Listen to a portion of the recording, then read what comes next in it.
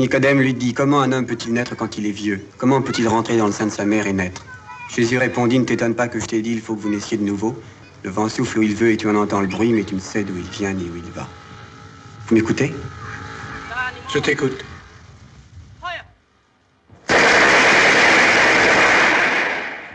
J'ai le sentiment que Bresson n'aurait pas vraiment apprécié qu'un de ses modèles parle de son film.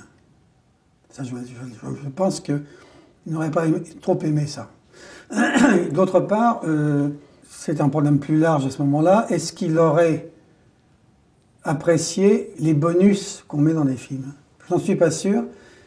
Je pense que Bresson aurait certainement préféré qu'on montre ses films sur un grand écran, dans une salle de cinéma, et que l'idée qu'on puisse voir ce film sur un petit écran de télévision, et même sur un téléphone mobile, ne l'aurait pas vraiment comblé. Bon, c'est tout.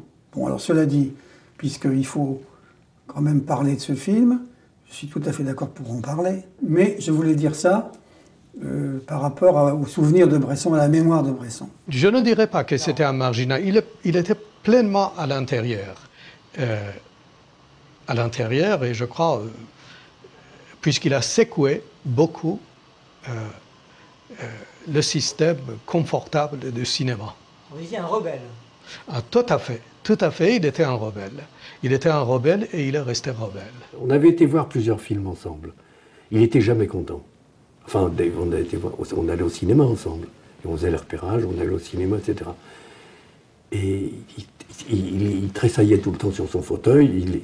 Et souvent, il me disait, comment on peut faire une chose pareille? Comment on peut faire une chose pareille? Bon, moi, je voyais rien de... Je l'emmenais voir des bons films, en plus de mon point de vue, c'était pas n'importe quoi.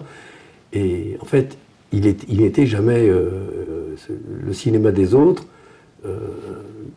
Il le supportait difficilement. Je pense que tout ça est venu de là. C'est-à-dire que, bon, il a réfléchi sur l'essence même du cinéma et il s'est aperçu que que le cinéma n'était ni du roman filmé, ni du théâtre filmé. C'était autre chose qui se rapprochait plus à la fois de la musique et de la peinture. Au début, c'était un homme qui se voulait peintre, qui peignait beaucoup d'ailleurs et pas mal du tout.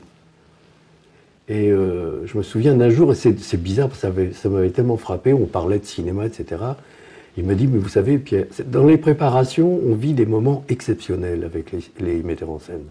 Après, les choses sont plus ou moins exceptionnelles et plus ou moins heureuses. Mais la préparation, c'est généralement le moment béni de notre travail.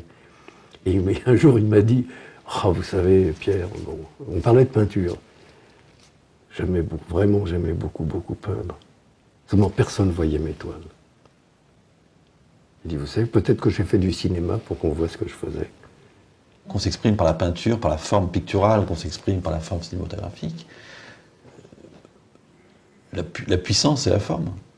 Quand on voit comment, je sais pas, moi, Van Gogh voit un champ de coquelicots, bah, c'est tout à fait particulier. C'est plus un champ de coquelicots, c'est-à-dire que le fond disparaît, enfin il est toujours là, mais il est déformé par la forme. Et voilà, il donne une contorsion justement à ces coquelicots, mais on sent l'homme qui regarde, donc on sent, je sais pas, c'est terrible, c'est plus des coquelicots, des tournesols. C'est plus des tournesols, c'est autre chose. Donc c'est le cœur de l'homme, voilà. Et je pense que c'est encore plus près, il est encore plus près du cœur, finalement, en filmant des tournesols, que s'il essayait d'exprimer le sentiment qu'il a, qu'il peut pas peindre. Bah, Bresson fait la même chose. Alors après, oui, alors il est très fort, c'est qu'il a bien compris que le motif doit être simple. Et les plus grands films de cinéma ont toujours un motif très simple, c'est-à-dire une ligne très tenue. Voilà. Et plus c'est simple, plus vous pouvez mettre en avant la possibilité de la mise en scène.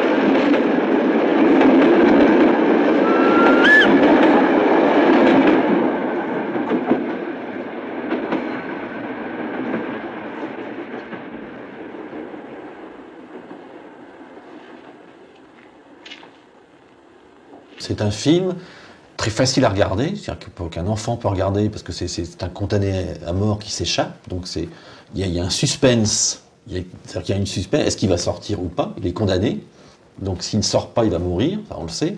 Est-ce qu'il va réussir? C'est vraiment un thème assez grand public, mais en fin de compte, il a une portée spirituelle, et cette portée spirituelle, elle vient de la mise en scène. Elle vient pas elle vient pas de l'histoire. C'était un plaisir formidable de voir cet homme, de voir comment on arrivait à faire les plans qu'on faisait. C'est-à-dire, il avait l'idée du plan, le scénario était très précis, mais il y avait, si vous voulez, comment on arrive à faire une image dépouillée au maximum, où on ne doit voir que ce qui doit être vu. Le reste ne doit pas exister. Je veux dire, si on arrive au comble du dépouillement. Ça, c'est le fruit de multiples exigences sur le rythme des travelling, sur l'utilisation exclusive d'un objectif, sur la façon dont il positionne les regards des acteurs, la façon dont il enchaîne les plans. Je veux dire, les idées, de façon à ce que, si vous voulez, la mise en scène glisse. Son souci permanent, c'était les chocs. Mais ce qu'il entend par choc, c'est pas un choc comme ça, c'est pas un choc tel qu'on l'entend nous. C'est quoi que ce soit qui vienne interférer dans le projet. C'est très impressionnant, hein, très impressionnant. C'est l'ascétisme, c'est le dépouillement, c'est la façon... c'est l'humilité, enfin, c'est l'esprit. C'est un esprit d'ascèse. C'est-à-dire, c'est même un cinéma tout à fait liturgique. C'est-à-dire, c'est un rituel, les plans se répètent, tout ça, c'est un rite. On voit souvent les mêmes scènes, donc qui reviennent. On entend souvent les mêmes sons. C'est-à-dire que c'est un film qui s'effectue dans un lieu unique et avec un certain nombre de sons. Je sais pas, il y en aura 3, 4, 5, pas plus. Et tout ça est composé pendant, je sais pas, 1h30. Et la force de ce film, c'est justement son côté un peu monomaniaque, justement, de travailler avec des formes simples, définies et répétées. Et donc, plus on y revient, plus on les approfondit, parce que la mise en scène change à chaque fois. Le caporal au rez-de-chaussée, près de la porte dont il avait la clé. Cette porte restait fermée durant la nuit.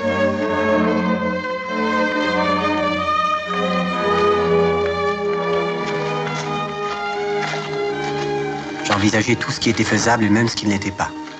J'ai échafaudé 1000 plans, je n'arrivais à rien. La cour, quand il vide les seaux et tout ça, ces plans qui sont jamais les mêmes, répétitifs, c'est incroyable. C'est faire sentir l'emprisonnement, la privation de liberté, l'obligation de répéter les mêmes gestes pour pas être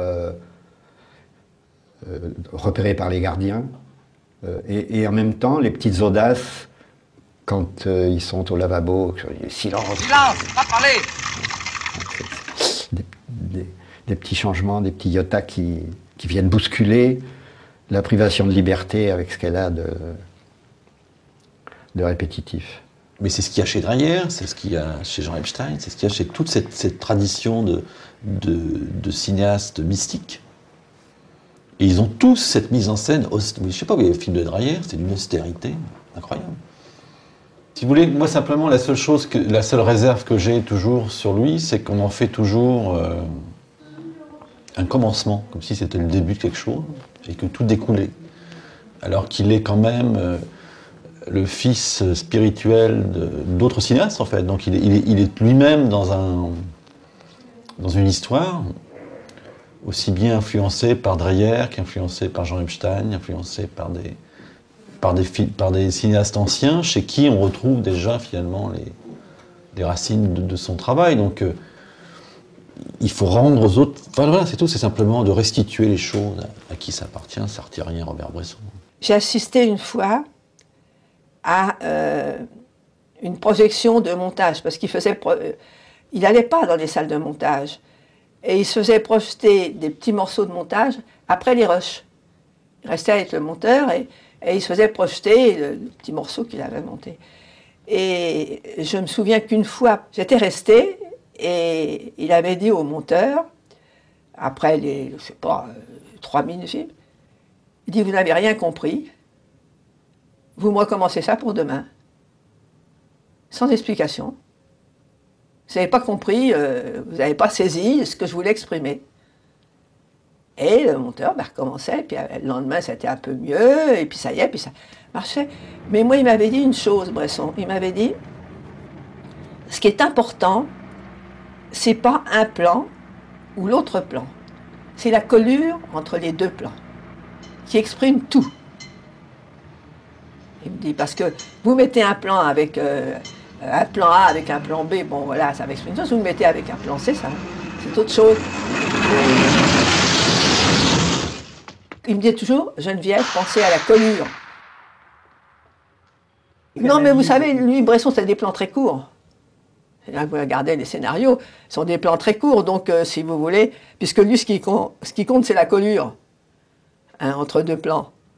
Donc c'était en général des plans courts, alors bon, bah, toujours au 50. C'est un objectif unique, qui est le 50, qui est, peut-on dire, assez proche de la vision de l'œil humain. C'est là où vraiment il m'étonnait tout le temps, c'est que bon, il était là avec son 50 mm, qui correspond à sa vision des choses, et il n'en a pas 36, c'est comme ça qu'il les voit, donc le 50 est un objectif qui est glingué sur la caméra, mais cette contrainte donne des idées de mise en scène, des idées de mise en place. Elle donne de l'importance au geste. Et si on ne peut pas avoir le geste et le visage en même temps, on choisit le geste ou le visage. Je veux dire, ça donne cette contrainte, en fait, vous donne une liberté qu'on n'a pas quand on a toutes les possibilités. Et ça, c'est impressionnant. C'est essayer de trouver le détail juste et essayer... Alors, il faisait un travail extraordinaire de trouver une correspondance entre le monde extérieur et le monde intérieur de ces personnages. Et je crois que ça simplifiait tout à fait sa fiction.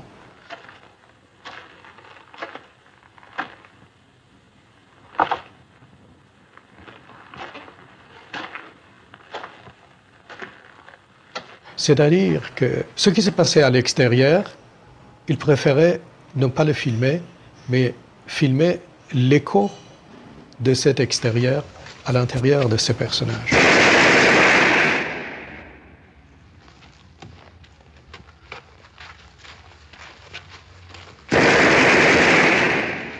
Je savais qu'on fusillait dans l'enceinte même de la prison. Une idée folle me traversa la tête. Le découpage dans sa cellule, si vous voulez, il découpe. Hein, il ne se contente pas, parce que pourtant, bon, c'est un lieu clos, mais il y a un rythme des images tout à fait extraordinaire et tout à fait fin sur l'évocation de la minutie de l'évasion. Et ça veut dire que l'image est à l'expression de l'esprit. C'est-à-dire, c'est un esprit minutieux. C'est quelqu'un qui prépare avec une très grande concentration son évasion. C'est quelque chose qui est pensé. Et la pensée du prisonnier Fontaine, elle est dans la mise en scène. C'est-à-dire qu'elle nous est rendue par la façon dont il découpe. Donc son découpage, c'est une façon de rentrer dans la pensée de Fontaine. Parce que justement, il exprime l'esprit, en fait. Derrière ce prisonnier qui cherche à s'échapper et dont on assiste à tous les détails, c'est une représentation, je pense, d'un souffle spirituel, d'évocation, d'optimisme, de foi en l'avenir, la possibilité et la force de la volonté. Et pour moi, c'est surtout un cinéaste chrétien. Je pense que la meilleure façon de comprendre son cinéma, c'est son esprit. C'est-à-dire son esprit dans son cinéma. Et c'est un cinéaste qui s'est toujours revendiqué cinéaste catholique. Donc ce sont des films catholiques. Mais c'est beau. La caméra, les sons, les acteurs rentrent dans un ascétisme spirituel, chrétien, dans lequel il exprime sa vie spirituelle. Et sa foi, notamment. Vous aussi, monsieur Blanchet, il faut lutter et espérer. Espérer quoi? De rentrer chez vous, d'être libre. Libre? On vous attend? Personne. Un ami? Je n'ai pas d'amis. Alors luttez quand même, luttez pour tous ceux qui sont ici. Et puis cela aide si on ne regarde que soi. Que fais-tu d'autre?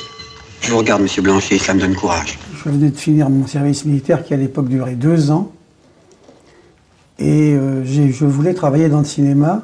J'avais l'intention de travailler comme scénariste, etc. Et des amis à moi m'ont envoyé voir un producteur qui s'appelait Jean Thuillier. C'était lui qui produisait le film Un condamné à mort s'échapper. Et il me dit, Bresson cherchait quelqu'un. Je n'avais jamais eu l'envie d'être comédien ou de jouer dans un film. Bon. Mais finalement, ça m'a intéressé. Je me dis, c'est une expérience très intéressante quand même de voir comment. Donc, j'ai un rendez-vous avec Bresson. Je vais dans l'île Saint-Louis. Je rencontre donc Bresson. Et il me dit, ça m'intéresserait quand même qu'on travaille un peu. Et il me fait lire des textes, un texte en particulier des Anges du péché. Je me souviens du texte un peu. Mère Marie trouve qu'un peu de poussière sur ses meubles choque Dieu. Et alors, ce qui est très bizarre, c'est que dans le livre que Anne Wiazemski a écrit sur son expérience avec Bresson, elle raconte la même chose que moi, c'est-à-dire qu'elle est allée voir Bresson dans l'île Saint-Louis et qu'il lui a fait lire, qu'il lui a fait travailler ce texte des Anges du péché. Bon, je pense qu'il devait trouver, ce texte devait avoir pour lui quelque chose d'important qui lui permettait de juger, de la possibilité de la personne qui le lisait. Et comme je n'ai pas de scénario, je me demande si Bresson m'avait donné le scénario. C'est-à-dire peut-être il n'avait pas envie que je sache ce qui allait se passer après. Ah oui, moi je fais la même chose. Ouais. Oui, c'est pour ça que... Oui, non, tout à fait. Non, mais je comprends ça très bien. Moi, j'ai donné mon scénario, mes dialogues à des acteurs, j'ai vu le désastre qui en résulte, donc je ne le donne plus. Voilà. C'est-à-dire que l'acteur n'a pas à être au fait du dialogue. C'est-à-dire que l'acteur doit jouer sans nécessairement comprendre ce qu'il fait. Et de cette incompréhension ou de son ignorance augmente bien souvent la perception du spectateur. Donc le spectateur augmente. Sinon, si vous voyez un type qui sait son texte, qui le récite, moi je m'ennuie. Voilà. Si vous voulez, Bresson ne donnait aucune indication de sentiment ou de ressenti de quelque chose. Il s'agissait d'aller de là à là, de regarder là et là, et on recommençait jusqu'à ce que pour lui, ça soit exactement le mouvement qu'il attendait. Mais jamais il m'a dit, là il est en colère, là il est triste, là non. Il n'y avait aucune indication d'intériorité, si vous voulez, enfin, ce que les metteurs en scène des autres films disent à leurs comédiens. Savoir un peu plus senti, un peu plus... Bon, non, absolument pas. Je pense qu'on découvre justement la nécessité justement de trouver des moyens artificiels de diriger un acteur, justement en dehors du naturalisme. Donc en substituant des regards, en inversant les choses. Plus on inverse, plus justement on a un rendu étonnant, quoi. Et on a besoin de l'étonnement. Le cinéma, c'est ça, c'est étonner, c'est se dire tiens, c'est curieux, quoi. C'est curieux. Donc c'est les sortir finalement du naturalisme et du réel. Et la seule façon de le faire, c'est de trouver des moyens de substitution justement du jeu. Et par exemple, quand il attaque le garde et qu'il descend, il y a une espèce de position de main comme ça, on dirait Nosferatu. Bon, c'est totalement surréaliste, quoi. La façon, il est comme ça.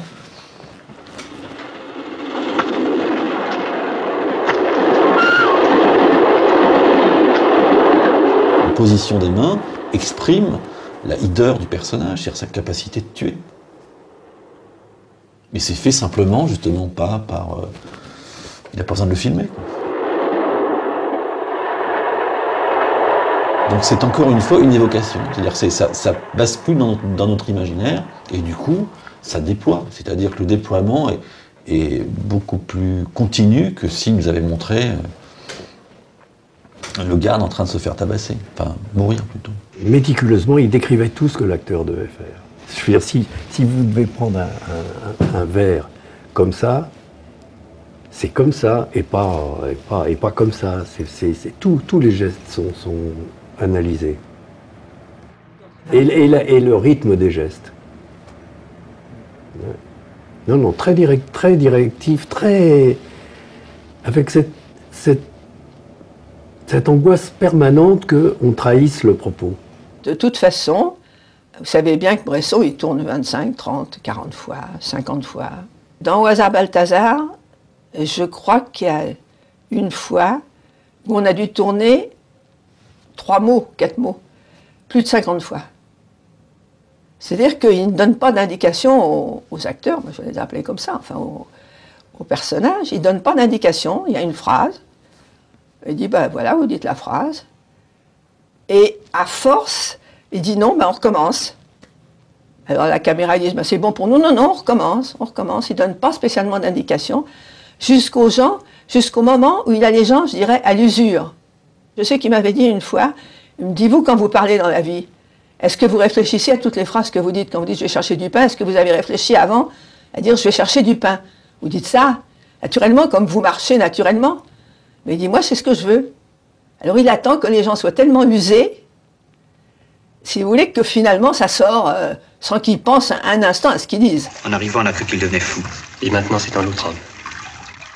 Sur ce visage, il n'y a plus de place pour la haine ni même pour la souffrance. Il s'appelle Orsini. Les acteurs n'aiment pas répéter, en fait, ça les fatigue très vite. Donc il y a toujours une tension. Mais la tension, c'est au metteur en scène d'imposer la... C'est une discipline. Pour ça, je dis que c'est un film discipliné. C'est vraiment rigoureux. C'est austère à souhait. Donc, je n'imagine pas une seconde que c'était une partie de plaisir à tourner. C'est pas possible. Une fois que l'image a été terminée, il a fallu faire le son. Parce qu'en fait, tout le son du film est post-synchronisé. Maintenant, vous avez fait votre devoir. Cela va vous aider à tenir bon. Regardez. Il y avait ce qu'on appelait une bande rythmo, c'est-à-dire que vous êtes actuellement, vous êtes sur un plateau, le film passe, et en dessous, il y a une bande avec le texte synchronisé, et donc vous devez suivre le rythme de cette bande pour être synchrone avec vos lèvres sur l'écran. Avec Bresson, ça ne se passait pas du tout comme ça. C'est-à-dire que Bresson était seul sur le plateau, il regardait la scène, il se mettait en tête le rythme des phrases. Regardez. Et quand il avait le rythme de la phrase qu'il fallait synchroniser, on arrêtait tout, vous attendiez dehors, vous rentriez dans le plateau, et il vous disait la phrase et vous la répétiez. Maintenant, vous avez fait votre devoir. Cela va vous aider à tenir bon. Donc, et ça pouvait durer, vous pouviez la répéter 40, 50, 60 fois. Bon. Jusqu'à ce qu'il entende ce qu'il voulait entendre. Maintenant, vous avez fait votre devoir. Cela va vous aider à tenir bon. Moi, je sais que j'ai refait des répliques. Il y en a une qui était célèbre, qui était « Couche-toi et dors ». C'est un truc qu'il dit aux garçons dans la cellule. Et ça, je l'ai peut-être fait 60, 80 fois. Mais sans indication. Je disais « Couche-toi et dors », Bresson disait non. Bon, je répétais « Couche-toi et dors », non. Je répétais encore « Couche-toi et dors », non. Donc il ne me disait pas ce qui n'allait pas. Il attendait que la phrase vienne d'elle-même. Couche-toi et dors. Comme il voulait l'entendre lui. Maintenant, il faut se taire. Ça prenait des proportions énormes. Parce qu'une fois que le son avait été post-synchronisé, il allait au montage. Bon. Le monteur qui s'appelait Lamy, qui était un très bon monteur, s'arrachait les cheveux. Parce que, par exemple, on avait 5 ou 6 prises d'une même phrase qui lui convenaient, mais il disait le je dans la première, le suis dans la deuxième. Voilà, mot par mot. Il allait chercher les mots dans des prises différentes. Ils vont vous relâcher. Non. Que puis-je faire pour vous? Rien. On peut toujours faire quelque chose. Donc très souvent, si vous écoutez bien, il y a certaines phrases où vous entendez la colère. Tu dois bien comprendre. Je suis libre de dire oui ou non. Maintenant que tu sais tout. Maintenant que je sais tout. Assez.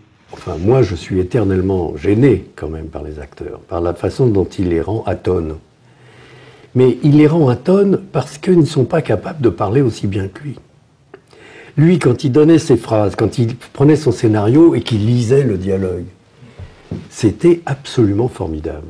Il a une voix, une musicalité, une justesse de ton. L'instruction de votre affaire est terminée, lieutenant Fontaine.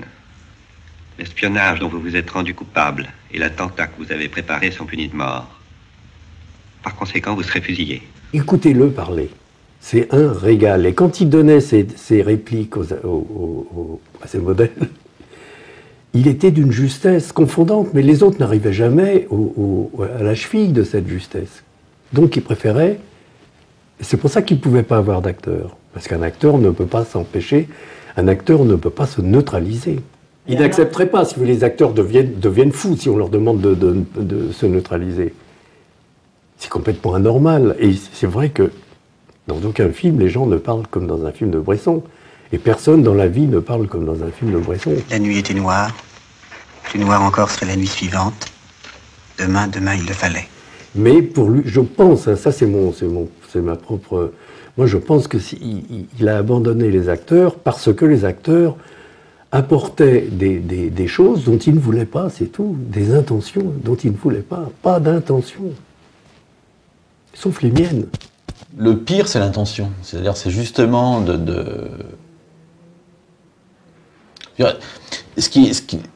c'est un très grand film de cinéma, parce que, si vous voulez, l'intention a disparu. C'est-à-dire que tout fait corps avec l'histoire. C'est-à-dire que c'est l'histoire qui est filmée. Il n'y a pas quelqu'un qui filme une histoire. C'est-à-dire que Bresson a disparu.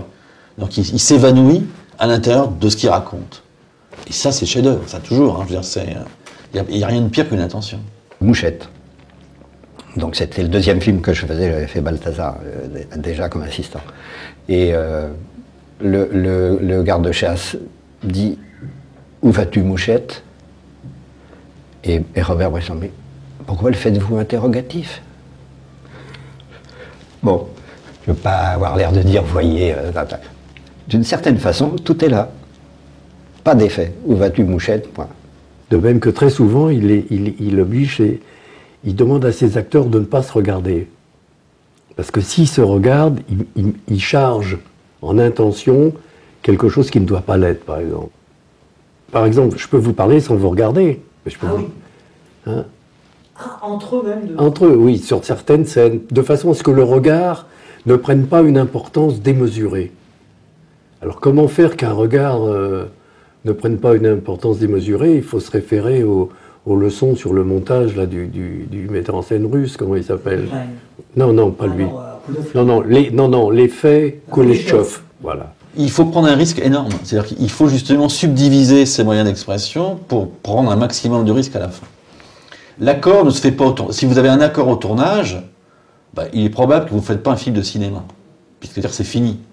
Donc ça veut dire qu'il faut prendre un très grand risque dans la mise en scène au moment du tournage, c'est-à-dire de préparer ses moyens d'expression futurs au montage, mais il faut les séparer. Donc si c'est déjà, vous êtes en train de monter ce que vous tournez, il n'y a plus rien à monter. Mais là, par exemple, il y a forcément une intuition, c'est-à-dire que la façon dont il dirige son acteur, qui est neutre, c'est-à-dire qu'il a le visage toujours le même. Je pus assouplir mes bras et mes poignets ankylosés. J'eus aussi le brusque sentiment d'une victoire. Alors que dans la narration, si vous voulez, il passe par des moments de joie, des moments de peine, il apprend qu'il va être condamné, qu'il y a son ami qui vient d'être fusillé, le visage est le même. Le départ de Terry et la mort de ce camarade que je n'avais jamais vu me laissèrent désemparé. Voilà. C'est évoqué par le bruit des tirs, c'est évoqué justement par... c'est ça qui est extraordinaire, c'est que c'est évoqué par autre chose. Le son ne répète pas l'image, c'est-à-dire qu'il fait un autre travail. Voilà. Quand, par exemple, Fontaine, il exprime sa joie dans sa voix, mais c'est pas sur son visage. Sa surprise me fit plaisir. Il dit qu'il est heureux parce qu'il a trouvé les façons, etc., mais c'est pas sur son visage. Donc c'est dans la voix.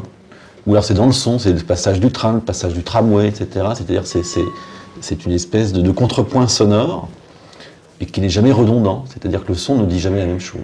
Bon, du coup, ça donne une profondeur tout à fait incroyable.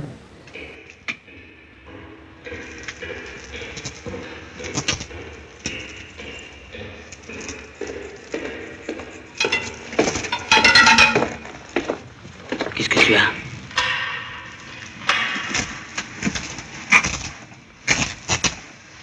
Alors les bruits, c'était comme les bruits étaient tous refaits.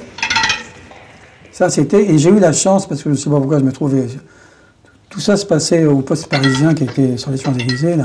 Il y avait un auditorium. Ce bruiteur s'appelait Couteau, Daniel Couteau. C'était un extrêmement bon bruiteur. Il l'a eu d'ailleurs pratiquement sur tous ses films. Et j'ai assisté à une séance comme ça. Quand Fontaine lance son crochet de l'autre côté du chemin de ronde, sur le mur d'avant, le crochet s'accroche à un fil. Donc il fallait trouver un son pour la vibration de ce fil. Et Bresson voulait un son, il savait ce qu'il voulait. Et ça a duré pratiquement une journée entière. Et Couteau est allé chercher des fils, des choses, des trucs. Il faisait vibrer ça, il faisait même des cordes à violon. Il a cherché toute la journée et finalement ils ont trouvé. Et dans le film, ce son a une grande importance parce que, en fait, il pourrait donner l'alerte. Cet homme devait disparaître.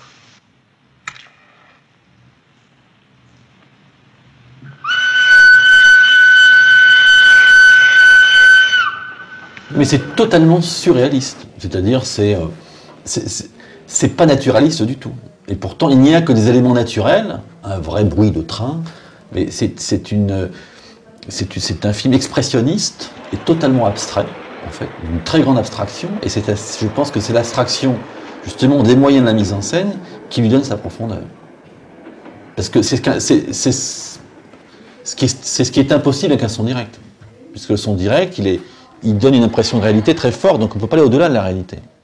Tandis que là, le risque qu'il prend, si vous voulez, de prendre un son, un seul son, et une voix, c'est-à-dire qu'il y a 2-3 sons qui se combinent, pas plus. Dans le réel, c'est jamais comme ça. Dans le réel, il y a une complexité sonore.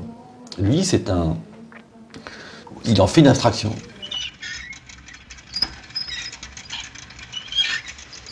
C'est-à-dire qu'il exprime la tension spirituelle du personnage dans son action.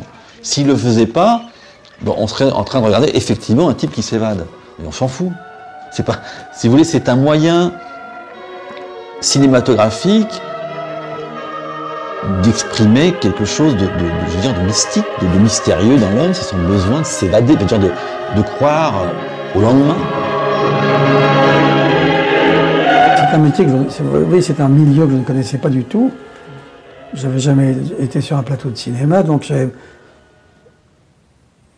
savais même pas. D'ailleurs, certains techniciens me disaient, tu sais, c'est pas comme ça d'habitude. Vous voyez, mais ça se passe pas, en général, ça se passe pas comme ça du tout, parce que pour eux, c'était quand même très différent d'un tournage d'un film normal, quoi. Il dégageait justement un grand calme. Vous voyez, il n'y a pas de très aimable avec les gens, très courtois, très comme ça, mais restant quelquefois 2 heures dans un coin, en train de cogiter pour savoir ce qu'il allait faire, comment il allait faire le plan, s'il ne savait pas comment il allait le faire, ou n'importe quoi. Mais il fallait qu'on ne bougeait pas autour. Hein.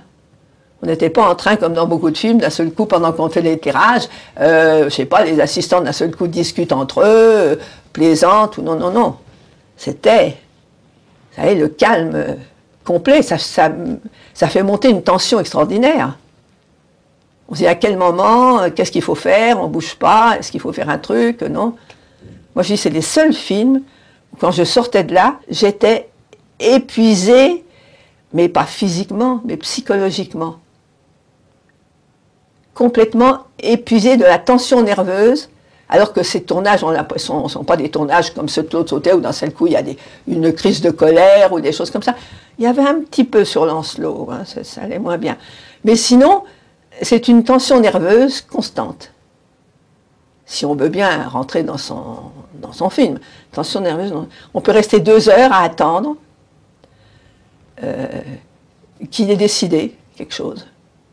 Pour Lancelot, il a fait installer un travelling, je me souviens, ça a fait râler beaucoup, dans les bois, un travelling qui était relativement long, et je crois qu'il l'a fait changer 3 fois de place, parce qu'au fur et à mesure que le travelling était installé, qu'il regardait, ça ne correspondait plus, parce qu'en plus, comme on était en extérieur, le soleil changeait de position, donc l'éclairage devenait différent, et ça ne lui convenait plus. Alors on changeait de mettre les machinistes fous de rage. J'en connaissais un que je connaissais sur beaucoup de films, il n'en pouvait plus. Les gens n'en pouvaient plus, parce que les gens ne comprennent pas forcément, s'ils ne rentrent pas, si vous voulez, dans sa logique, ne comprennent pas pourquoi Bon, on décale le travelling de 2 mètres, puis ça ne va pas encore, là on décale le travelling de 2 mètres et on met 5 heures à faire un plan. Il y avait les hommes pour et les hommes contre. Les hommes pour, c'est... j'écoute totalement ce qu'il dit, je ne m'énerve pas parce qu'on ne sait pas encore sur 1 mètre carré, après avoir déplacé la caméra 6 ou 7 fois, mais dans un tout petit espace, hein, ne pas avoir compris que là c'est encore pas bien et que si on se pousse un tout petit peu ça va être beaucoup mieux, etc. Bon, ça il faut se dire, c'est pas parce qu'il sait pas, c'est parce qu'il sait regarder, c'est parce qu'il sait choisir, c'est parce qu'il sait que là où elle est maintenant, ce n'est pas encore ce qu'il souhaite vraiment. Il suffit d'aller 20 cm à droite pour que tout change. Ça, voilà. Les hommes contre, c'est dire ce vieux machin, il sait encore pas ce qu'il veut. Voilà. Je l'ai entendu. Je dirais pas qui. Alors Guillain aussi, Cloquet m'avait prévenu, il m'a dit, tu vas voir, il refait des plans sans arrêt. Je lui dis, comment ça? Il me dit, il refait des plans, il n'est pas content, on ne sait pas toujours pourquoi, mais il refait des plans, donc il faut que tu sois prêt à refaire des plans. Ce que les producteurs détestaient. D'ailleurs, il est arrivé une histoire comme ça avec Alain Poiret. Je pense que c'était à Lyon, non, c'était à Paris en studio. Et on arrive un matin, le plan de travail portait un certain nombre de choses à faire, et Bresson dit non, on fait pas ça, on refait, parce que j'ai vu les refs hier soir, on ne va pas du tout, on va refaire ça. Oui, mais le directeur de production dit, bah oui, mais ça... Bon. Oui, bah, tant pis. Bon. Et puis on se met à tourner donc un retake de je sais pas quel plan, je me souviens plus du tout. Et puis on était en train de le régler et de le tourner, quand quelqu'un arrive en courant en disant Alain Poiret de la Gaumont vient d'arriver au studio, il arrive sur le plateau. Alors, catastrophe, parce qu'il allait s'apercevoir qu'on refaisait des plans. Donc en 3 minutes, on a remis en place le plan qu'on devait faire normalement, et on a fait semblant de le tourner. Et donc Alain Poiret est arrivé sur le plateau, on était en train de tourner le plan prévu du plan de travail. En fait, on ne le tournait pas parce que rien n'était éclairé du tout. Alain Poiret était très content de voir ça. Et dès qu'il a été parti, on a recommencé à faire le plan. Ben non, parce que je veux dire, refaire des plans c'est bien, mais je veux dire, il avait quand même un certain nombre de jours, comme tout le monde. J'avais posé une fois la question à Bresson, c'était dans Réserve Balthazar. Je dis, mais monsieur Bresson, je ne comprends pas, le plan de travail est beaucoup trop court pour tout ce qu'on a à faire. Je dis quand même, vous avez l'expérience, vous savez bien que vous tournez, et vous mettez beaucoup de temps pour tourner certains plans et tout. Il me dit, oui, je sais. Je dis, mais pourquoi vous avez signé le plan de travail? Il fallait dire que vous n'étiez pas d'accord, mais il me dit, si je n'étais pas d'accord, je demandais 2 semaines de plus, le film ne se faisait pas. Alors il dit, moi je signe le plan de travail, je signe tout ce qu'on veut, et puis il me dit après, quand on en est à moitié du film, si on prend 1 semaine de retard, on prend 1 semaine de retard, et puis moi j'ai été passionné de travailler avec lui. Hein. Mais il avait vraiment besoin de quelqu'un, je pense, qui à la fois comprenait ses inquiétudes et et le rassurait peut-être aussi. Un jour, un samedi, il me dit « Geneviève, vous seriez gentille, je voudrais vous parler. Est-ce qu'on peut se retrouver quand tout le monde sera parti dans l'écurie ?» Oh, je me dis « Ça y est. Qu'est-ce que j'ai fait comme énorme bêtise? Ou est-ce que je lui plais pas? Ou qu'est-ce qui se passe ?» Alors, on s'est retrouvés là. Je vous dis que j'étais pas rassurée. Hein. Je ne le montrais pas, mais j'étais pas rassurée.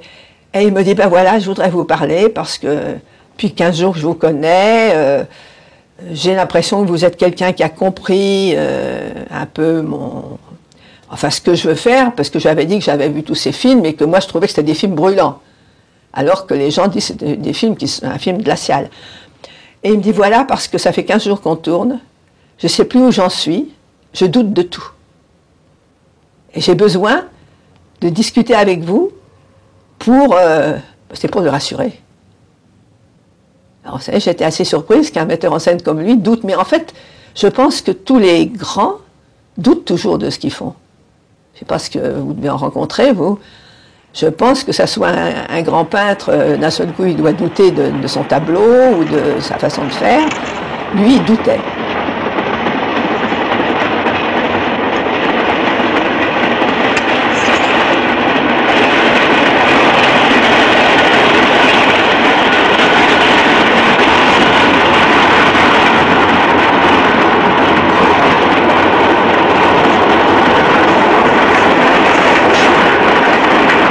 prise de risque de la forme sur le fond extraordinaire, alors qu'aujourd'hui c'est le contraire, ce qu'il appelle le théâtre filmé. C'est-à-dire c'est le fond qui domine. La plupart des metteurs en scène sont des tâcherons, c'est-à-dire qu'ils suivent, ils font rien, quoi. Voilà. Lui, il prend un risque, il prend des décisions d'invention stylistique énormes. Voilà, c'est-à-dire qu'il donne à la forme, et il fait rayonner la forme. Tout ça pour exprimer le fond, et du coup le fond s'exprime. C'est-à-dire, ce sont des films qui ont une très grande profondeur, que n'ont pas les films théâtre dont il parle, par le style.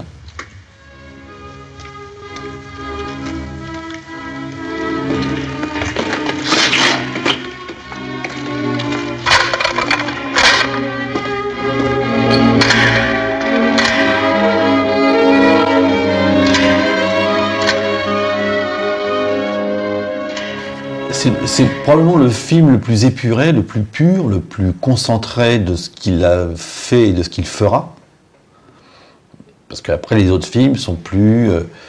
ils sont pas aussi concentrés, si vous voulez. Ils sont pas aussi purs. Donc je pense qu'il a trouvé exactement, finalement, sa propre voie à cet endroit-là.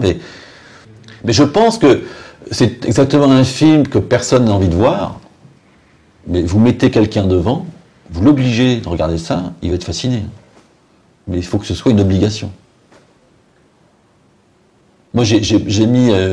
j'ai un enfant qui devait avoir 7-8 ans, que j'ai mis devant au hasard Balthazar. Bon, c'était le rejet total pendant 10 minutes, mais après, il était fasciné, en fait. Donc, sa fascination, c'est les images qui fascinent. Mais tout ce que vous voyez est rebutant, quoi. Mais ce rebutement, ça bascule, en fait. Il se passe le contraire, voilà. Et c'est ça la force, c'est-à-dire que le film est austère, quand même. Hein. Mais cette austérité, finalement, elle déclenche de la joie. Une joie cinématographique d'avoir vu une œuvre profonde. Mais cette joie est inversement proportionnelle, si vous voulez, aux conditions de vision. C'est-à-dire que c'est un film austère, quoi. Mais la récompense est à la fin. La récompense, elle est dans la mémoire du film, elle n'est pas dans le film. Le film, il est raide. Hein. Et donc c'est ça le cinéma, c'est ce qu'on fabrique après.